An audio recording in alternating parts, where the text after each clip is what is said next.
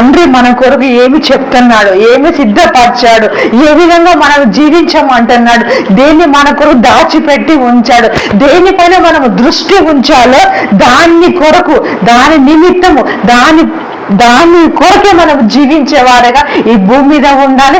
తండ్రి చిత్తము నెరవేర్చే బిడ్డలమై ఉండాలి.